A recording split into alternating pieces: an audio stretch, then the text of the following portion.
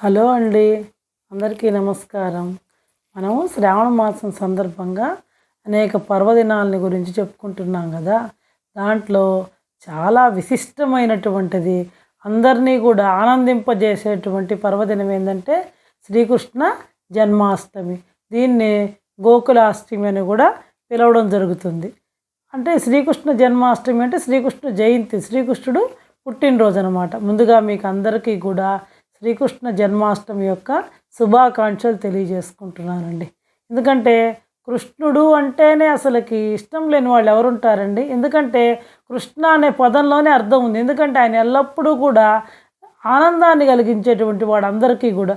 కాబట్టి ఆ కృష్ణ పరమాత్మని గురించి తలుచుకుంటేనే మన శరీరం కూడా ఉప్పొంగుతుంది, మన మనస్సంతా కూడా ఉత్తేజితమవుతుంది, ఆనంద పారవస్యంతో నిండిపోతుంది.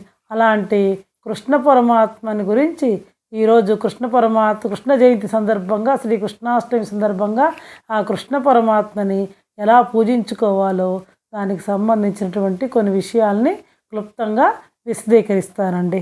అయితే ఈ శ్రీకృష్ణ పరమాత్మ ఎప్పుడు జన్మించాడు అంటే ద్వాపర యుగంలో జన్మించాడు. ద్వాపర యుగంలో శ్రీముఖ నామ సంవత్సరంలో దక్షిణాయనంలో వర్ష ఋతువు శ్రావణ మాసంలో బహుళ అష్టమి రోజున రోహిణీ నక్షత్రం 4వ పాదం బుధవారం అర్ధరాత్రి 12 గంటల సమయంలో యదువంశంలో దేవకీ వసుదేవులకి అష్టమ గర్భంలో పుత్రునిగా కృష్ణ పరమాత్మ జన్మించాడనమాట. అర్థమైంది కదండి.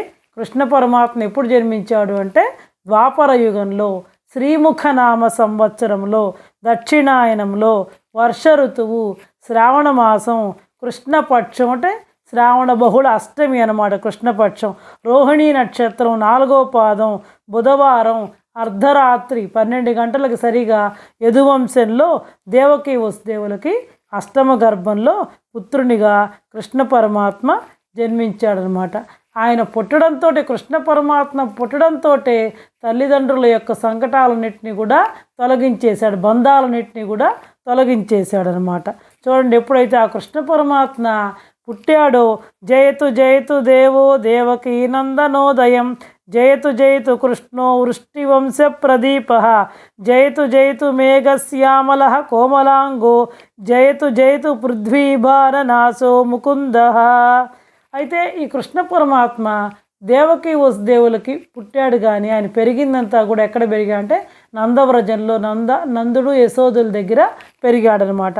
అదంతా కూడా మనకు తెలిసినటువంటి కథ. అర్ధరాత్రి కృష్ణ పరమాత్మ పుట్టిన తర్వాత కంసుడు అతన్ని చంపడానికి ప్రయత్నిస్తాడు. కాబట్టి వసుదేవుడు ఆ కృష్ణ పరమాత్మ చెప్తాడు ఆయనకి, నువ్వు నన్ను తీసుకెళ్ళి నందవ్రజంలో యశోదాదేవి దగ్గర పడుకోబెట్టి అక్కడ ఉన్నటువంటి ఆ యోగమాయని అమ్మాయిని తీసుకొచ్చి దేవకీదేవి పక్కన పడుకోబెట్టు అని చెప్పి, ఈ విధంగా అర్ధరాత్రి పూట కృష్ణ పరమాత్మ జన్మిస్తాడు. దేనికంటే కంసుడిని చంపడానికి జన్మిస్తాడనమాట. ఆయన కంసుడిని జన్మించడానికి.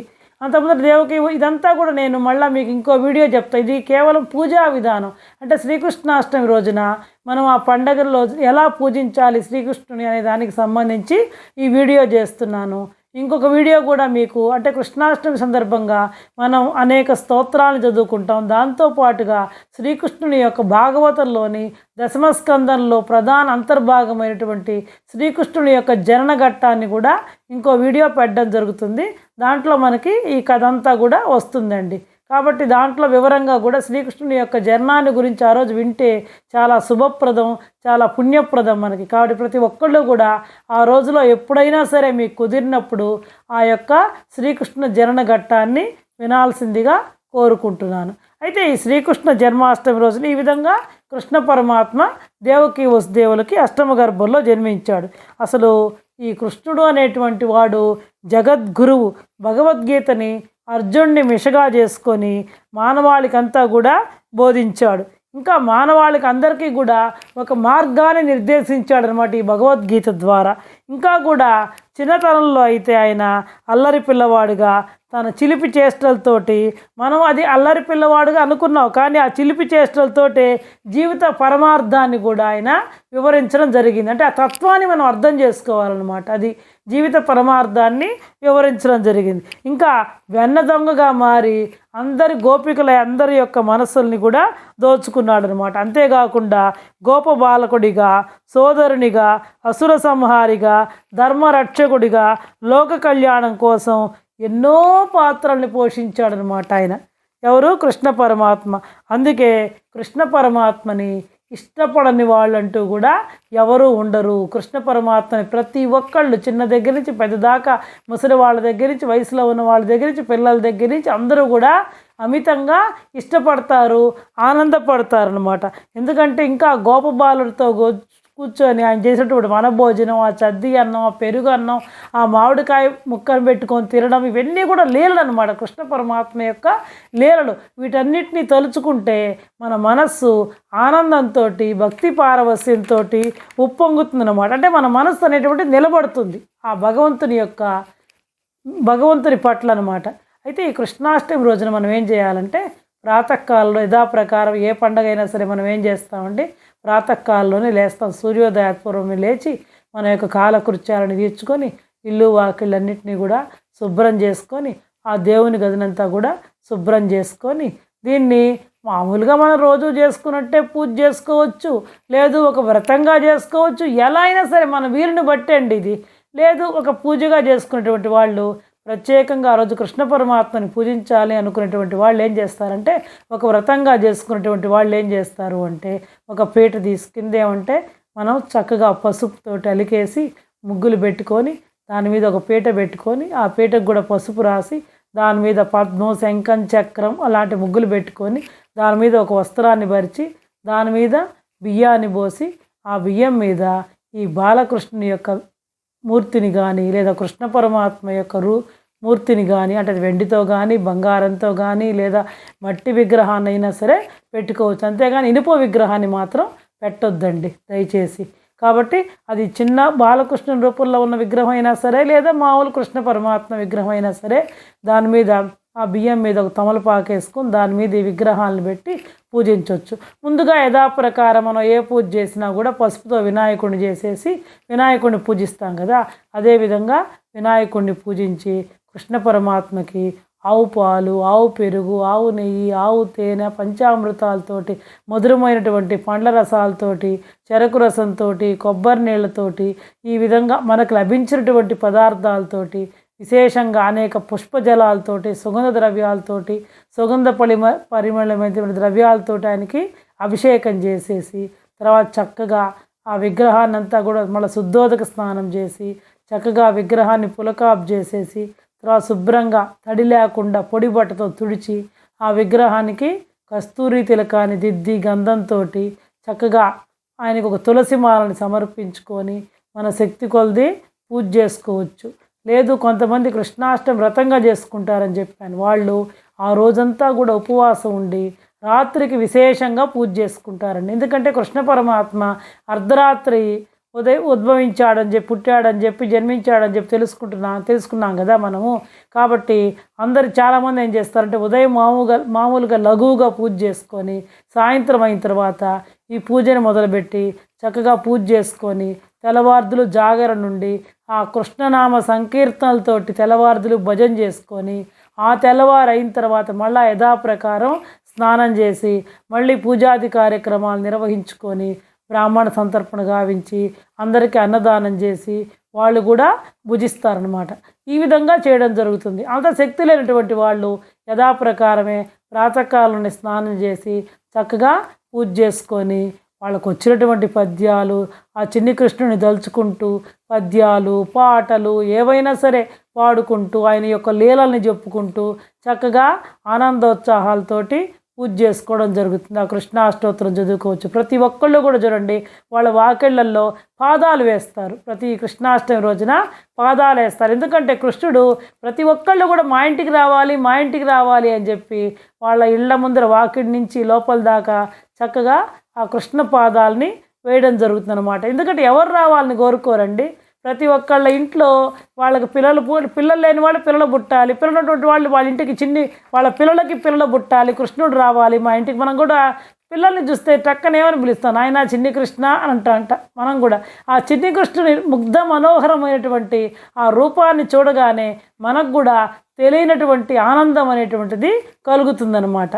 ఆ లీలలను వింటుంటే, అసలు ఆ కృష్ణ యొక్క లీలలను వింటుంటే అండి మనస్సు తెలియని పారవస్యంతో ఉప్పొంగిపోతుంది. ఈ విధంగా ప్రతి ఒక్కళ్ళు కూడా ఎంతో వేడుకగా ఆనందంగా భక్తి పారవస్యంతో జరుపుకునేటువంటి పండగ ఏంటంటే కృష్ణాష్టమి. ఈ కృష్ణాష్టమి పండుగని 2 రోజులు జరుపుకుంటారు. తెల్లవారి మళ్ళా ఉట్లోత్సవం అని చెప్పి విశేషంగా ఆనందంగా పిల్లలందరూ కలిసి ఉట్టె కొడుతూ ఆనందంగా జరుపుకుంటారనమాట.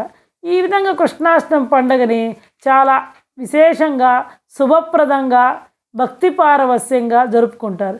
ఇంకా ఈ కృష్ణాష్టమికి ఈ విధంగా తులసి మాలని, ఆయనకి చాలా ప్రీతి తులసి అంటే, ఆ తులసి మాలని కలువ పూల మాలని ఇవి సమర్పించి చేమంతుల్ని ఇలా వాళ్ళకి లభించినటువంటి పుష్పాలతోటి, తులసి మాలలతోటి, బెలవదళాలతోటి, కలువ పూలతోటి ఈ విధంగా ఆయన్ని అర్చించి పూజ చేసి ఉండగలిగినటువంటి వాళ్ళు ఆ రాత్రంతా కూడా ఆ పగలంతా ఉపవాసం ఉండి రాత్రికి ఏదైనా పూజ అయిన తర్వాత పలహారం చేసి తర్వాత తెల్లవార్దులు జాగారం చేసి ఆ మొర్నాడు ఇందాక నేను చెప్పినట్టుగా మళ్ళీ స్నానం చేసి యథాప్రకారం మళ్ళీ పూజ చేసుకొని శక్తి కొలది బంధువులు పిలుచుకొని బ్రాహ్మణ సంతర్పణ గావించి వాళ్ళకి పెట్టి లేదా 4 పెట్టి వాళ్ళు కూడా భుజించడం అనేటువంటిది ప్రధానమైనటువంటి విషయం అన్నమాట. ఈ విధంగా కృష్ణాష్టమి పండుగని జరుపుకుంటారు. కొంతమంది లేదు పాటలు పాడుతూ ఉంటారు, తెల్లవారుదులు భజనలు చేస్తూ ఉంటారు, కృష్ణనామామృతాన్ని పాడుతూ ఉంటారు. ఈ విధంగా ఎవరికి ఎలా తోస్తే అలా నవవేద భక్తులు ఉన్నాయి కదా, కొందరు కృష్ణుడి యొక్క కథలను వింటూ ఉంటారు, శ్రీకృష్ణ జననాన్ని శ్రీకృష్ణ లీలలను వింటుంటారు, కొందరు స్తోత్రాలు చేస్తూ ఉంటారు, అట్లా కొందరు పాటలు పాడుతూ ఉంటారు, కొందరు నాట్యం చేస్తూ ఉంటారు. ఈ విధంగా ఎవరికి ఏ రీతిగా వాళ్ళకి పూజ చేయాలనిపిస్తే, ఎవరికి ఏ రీతిగా మనసుకి హత్తుకుంటుంది అనుకుంటే వాళ్ళు ఆ రీతిగా భగవంతుణ్ణి ఆరాధించడం అనేటువంటిది జరుగుతుంది. ఇంకా ఈ కృష్ణాష్టమి పండుగలో విశేషంగా నైవేద్యాలు ఏం పెడతారంటే కాయపొడి అని పెడతారండి. కాయపొడి అంటే ఎందుకంటే దేవకీదేవి అప్పుడే కదా కృష్ణుడిని ప్రసవించింది కాబట్టి ఆమె బాలింత కాబట్టి బాలింతలకు పెట్టేటువంటి కాయపొడి అంటే పిప్పళ్ళు, ధనియాలు, మిరియాలు ఇవన్నీ వేసినటువంటి చూర్ణం, సొంటి ఇలా ఇవన్నీ కూడా వేడిని కలిగిస్తాయి. ఆమె బాలింత కదా కాబట్టి ఆమెకు వేడిని కలిగించడానికి ఇది బెల్లము, మినుములు ఇవన్నీ విసిరి మెత్తగా పొడి చేసి వీటితో చేసిన చూర్ణం, దీనికి నెయ్యి కలిపి ఉండలు చేస్తారనమాట. కాయపొడి అంటారు దీన్ని. దాన్ని పెడతారు. ఇంకా పాలు, ఆవు పాలు, ఆవు పెరుగు, మీగడ వెన్న ఇలాంటివన్నీ కూడా ఆయనకి ఏవి ఇష్టమో ఇవన్నీ పెరుగు పాలు దొంగిలించి తిని నవనీత చోరుడు అంటారు కదా ఆయన్ని. కాబట్టి ఇలాంటివన్నీ పాలు, పెరుగు, వెన్న, నెయ్యి ఇలాంటివన్నీ ఎక్కువగా నైవేద్యం పెడుతూ ఉంటారు ఆయనకి. నేరేడు పళ్ళు అంటే ఆయనకి ఇష్టం. ఇంకా పిల్లలు తినేటువంటి పాలకాయలు బియ్యపిండితో చేస్తారండి. పాలకాయలు ఆ బియ్యపిండి కొంచెం మినప్పిండి వేసేసి కొంచెం వేడి నీళ్ళతో కలిపి ఉప్పు, జీలకర్ర అది వేసేసి దాన్ని ఇట్లా సన్నగా పొడవుగా చేసి చిన్న చిన్న ఉండలుగా చేసి కాలుస్తారు. అంటే పిల్లలకి మనం ఏమేమి పెడతామో ఎక్కువగా అలాంటివి కృష్ణ పరమాత్మకి నైవేద్యంగా పెడుతూ ఉంటారు. ఇంకా అటుకులు ఆయనకి మహాప్రీతి. చూడండి, స్నేహాన్ని గురించి చెప్పుకోవాలంటే ఎవరిని చెప్పుకోవాలి? కృష్ణ పరమాత్మని గురించి చెప్పుకోవాలి. ఆయన స్నేహితుడైనటువంటి కుచేలుడు ఆయన్నేమీ అడగల, ఆయన దగ్గరికి వచ్చాడు అంతే. ఏం తీసుకొచ్చాడు? అటుకులు తీసుకొచ్చాడు. ఆయనే స్వయంగా ఎదురేగి ఆయన ఆహ్వానించి కుచేలా నా కోసం ఏం తెచ్చావని చెప్పి ఆయన చేతిలో ఉండేటువంటి అటుకులు తీసుకొని ఆయన తినేసి ఆయనకి అడగకుండానే సంపదను ఇచ్చాడు. నిజమైన స్నేహం అంటే ఏదో ఫ్రెండ్షిప్ డే అని ఆ రోజు హ్యాపీ ఫ్రెండ్షిప్ డే చెప్పుకోవడం కాదండి.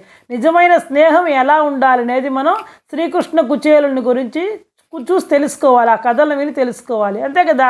కుచేలుడు భార్య ఏమని చెప్పి పంపిస్తుంది, మన పరిస్థితి బాగాలేదు కదా, నీ స్నేహితుడైన కృష్ణ పరమాత్మ మంచి ఉన్నతిలో ఉన్నాడు కాబట్టి నువ్వు ఆయన సహాయం అడుగు అని చెప్పి పంపిస్తుంది. కానీ అక్కడికి వచ్చేటప్పటికి ఆ కృష్ణుడి యొక్క వైభవాన్ని చూసేటప్పటికి కుచేలుడు ఏమీ అడగలేకపోతాడు. తాను వచ్చినటువంటి కారణం ఆయన చూపినటువంటి ఆదరానికి ఆప్యాయతకి మురిసిపోతాడనమాట. ఏమి అడగకుండానే వచ్చేస్తాడు.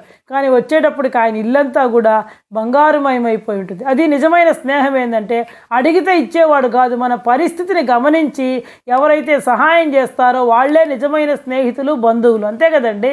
మనం ఊరికి అడిగితే ఇచ్చేవాళ్ళు ఎంత మాత్రం, అడిగితే మాత్రం ఇస్తారా? చూడండి, శ్రీకృష్ణ పరమాత్మని కుచేలుడు ఏమీ అడగల, కానీ ఆ కుచేలుడు యొక్క దీన పరిస్థితిని గమనించి పరమాత్మే ఆయనకి సహాయం చేశాడనమాట. ఇది స్నేహానికి ప్రతీక. అంతేగాని ఫ్రెండ్షిప్ డే అంటే ఆ రోజు చెప్పుకొని తెల్లవారి ఒకళ్ళ మొహాలు ఒకళ్ళు చూసుకోకుండా ఉండడం కాదండి. ఇలాంటివి మనం ఆదర్శంగా తీసుకోవాలి ఏది కూడా, ప్రతి ఒక్కళ్ళు కూడా. ఈ విధంగా ఇలాంటి నైవేద్యాలన్నీ కూడా ఆ అర్ధరాత్రి పూట ఆయనకి శ్రీకృష్ణ పరమాత్మకి సమర్పించి తర్వాత అందరికీ పంచిపెడతారు. తెల్లవారు ఇందాక చెప్పినట్టుగానే యథాప్రకారంగా మళ్ళీ పూజ చేసుకొని సంతర్పణ చేసుకుంటారు. ఇది కృష్ణాష్టమి వ్రతం చేసుకునేటువంటి వాళ్ళు. లేనటువంటి వాళ్ళు రాత్రి దాకా ఉండి రాత్రి పూజ చేసుకొని భోజనం చేయొచ్చు. లేదు అది ఇదంతా మన శక్తిని బట్టి, లేదంటే పగలే పూజ చేసుకొని పగలే మనం తినొచ్చండి. ఇవన్నీ కూడా మన యొక్క ఆరోగ్యాన్ని బట్టి, మన శక్తిని బట్టి. అంతేగాని ఇలానే చేయాలని ఏం రూల్ లేదు. పరమాత్మకి ఆయనకు తెలుసు మన శక్తి, మన ఆరోగ్యం. కృష్ణ పరమాత్మ అంటే అండి నాకు కూడా చాలా ఇష్టం. ఎంత ప్రీతి అంటే నాకు అందరికన్నా కూడా ఆ రాముడు కృష్ణుడు అన్న, శ్రీరామచంద్రమూర్తి అన్న, కృష్ణ పరమాత్మ అన్నా కూడా విశేషమైనటువంటి భక్తి. ఎక్కువగా పూజించాలంటే ఎక్కువగా స్తోత్రాలు కూడా నేను అవే చదువుతూ ఉంటానండి. ఎక్కువగా విష్ణు సహస్రనామం, భగవద్గీత, కృష్ణాష్టోత్తరం ప్రతిరోజు చదువుతానండి నేను. అసలు ఎందుకో నాకు అంత ప్రీతి ఆ కృష్ణ పరమాత్మను చూస్తే, అసలు అంత ఇష్టం అనిపిస్తుంది. మా ఇంట్లో కూడా ఎక్కువగా ఈ కృష్ణాష్టమి పండుగని చిన్నప్పటి నుంచి కూడా చాలా బాగా జరుపుకునేవాళ్ళమండి. ఎందుకంటే నేను చెప్పాను కదా మా అమ్మ వాళ్ళది ఎల్లాయిపాళెం అని చెప్పేసి. మా తాతగారు సర్వాభట్ల వెంకటకృష్ణయ్య గారండి. ఆయన టీచరు, మంచి సంగీత విద్వాంసుడు కూడా అండి. ఆయన ఫిడేలు, హార్మోనియం చక్కగా వాయించేవాడు. పిల్లలకి సంగీత పాఠాలు కూడా నేర్పించేవాడు. ఆయన గవర్నమెంట్ స్కూల్ టీచర్ ఆ రోజుల్లోనే. ఆయన కృష్ణ పరమాత్మని విశేషంగా పూజించేవాడు. మా ఊర్లో కూడా ఇప్పటికి కూడా చెప్తూ ఉంటారండి చాలామంది. ఆయన ఆ రోజంతా ఉపవాసం ఉండి తెల్లవార్దులు కూడా ఆ కృష్ణ పరమాత్మని ఇది భజనలు, గానము, సంగీత విద్వాంసుడు కదా, చక్కగా పాటలు పాడుతూ తెల్లవార్దులు జాగరణ చేసి ఆ మర్నాడు ఊరంతా కూడా సంతర్పణ చేసేవాటండి. చాలామంది చెప్తుంటారు, మాకైతే తెలియదు. ఎందుకంటే మా నాన్నగారు చిన్నప్పుడు ఆయన చనిపోయాడండి. మా నాన్నగారికి 13 ఏళ్ల వయసులోనే మా తాతగారు చనిపోయాడు కాబట్టి మాకు ఆయన గురించి తెలియదు. కాకపోతే వీళ్ళు అంత గొప్పగా చూడండి, మంచిని గురించి ఎన్ని సంవత్సరాలైనా ఎవరైనా చెప్పుకుంటారండి, చెడుని ఎవరు చెప్పుకోరు. కాబట్టి చాలామంది కూడా మా ఊళ్ళో ఏం చెప్తుంటారంటే, అబ్బా మీ తాత మంచి సంగీత విద్వాంసుడమ్మా, బాగా ఫిడేలు, హార్మోనియం వాయించేవాడు, పిల్లలకు సంగీత పాఠాలు చెప్పేవాడు, కృష్ణాష్టమి పండుగని చాలా బాగా చేసేవాడు, తెల్లవార్దులు జాగారం చేసి తెల్లవారి ఊరంతా కూడా సంతర్పణ చేసేవాడని చెప్పి చాలా గొప్పగా కూడా చెప్పుకుంటారు. మా ఇంట్లో కూడా అండి ఎల్లాయిపాళెంలో ఒక ఫోటో ఉంది. అది మా తాతగారు 70 సంవత్సరాల నాటి ఫోటో అండి. అది మా తాతగారు ఆ ఫోటోకే ఎక్కువగా కృష్ణ పరమాత్మకి పూజ చేసేవాళ్ళట.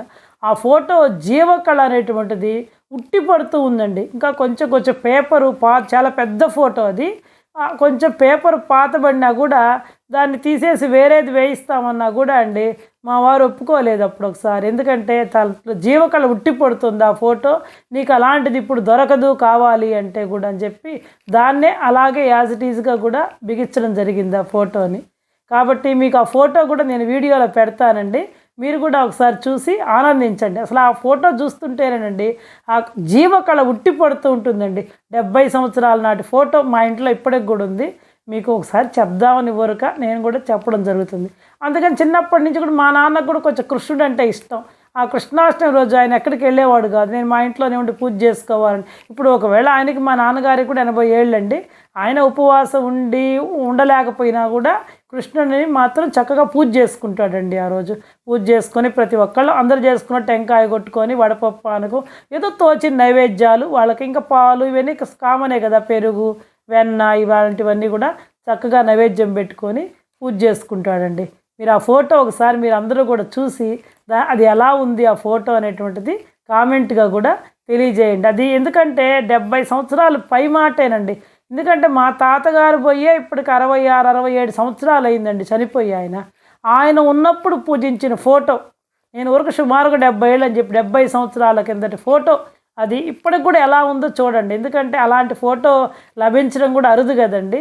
అందుకని ఈరోజు దానికోసము ఫోటో తీసుకొచ్చి మీకు పెట్టడం కూడా జరుగుతుంది. మీరు అందరూ కూడా చూసి ఆనందిస్తారని చెప్పేసి ఇదండి కృష్ణ పరమాత్మకి సంబంధించినటువంటి. ఎందుకంటే మిగతా విషయాలన్నీ కూడా శ్రీకృష్ణ జననం ఘట్టాన్ని గురించి చెప్తున్నాం కాబట్టి దాంట్లో మిగతా అన్ని విషయాలు కూడా వస్తాయి. కాబట్టి మనం ఆ కృష్ణ పరమాత్మని ఎలా పూజ చేసినా కూడా, ఎలా సంతసించినా, చిన్న చిన్న పద్యాలు చెప్పుకున్న పిల్లలు ఉన్నారనుకోండి, పిల్లలు చిన్న చిన్న పద్యాలు చెప్పించండి.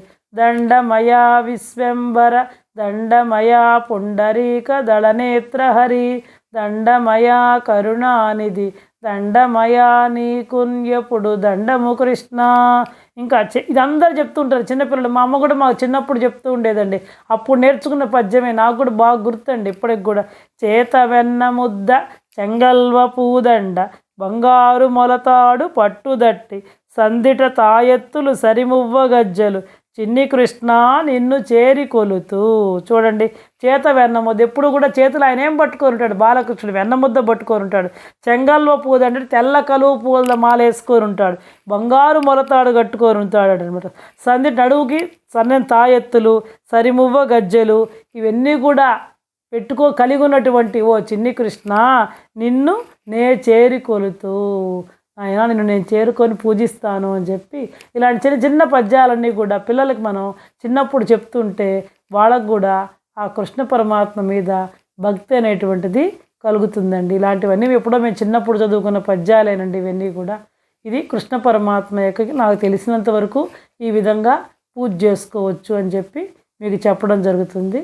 మిగతా విషయాల్ని ఇంకొక వీడియోలో చెప్పాను కదా, శ్రీకృష్ణ జనన ఘట్టానికి సంబంధించినటువంటి విషయాలన్నింటినీ కూడా ఇంకొక వీడియోలో పెట్టడం జరిగింది. దాన్ని కూడా మీరందరూ కూడా ఖచ్చితంగా చూడండి. ప్రతి ఒక్కళ్ళు కూడా పెట్టడం జరుగుతుంది. కాబట్టి ప్రతి ఒక్కళ్ళు కూడా మీరు ఆ శ్రీకృష్ణ జనన ఘట్టాన్ని కూడా ఆ రోజుల్లో ఎప్పుడైనా మీకు ఎప్పుడు కుదిరితే అప్పుడు వినాల్సిందిగా కోరుకుంటున్నాను. ఈ విధంగా శ్రీకృష్ణ పరమాత్మని పూజించి ప్రతి ఒక్కరూ కూడా ఆ కృష్ణ పరమాత్మ యొక్క తత్వాన్ని అర్థం చేసుకొని ఆయన యొక్క అనుగ్రహాన్ని మనందరం కూడా పొందాలని కోరుకుంటూ సెలవు తీసుకుంటున్నానండి. జై శ్రీకృష్ణ, జై శ్రీకృష్ణ.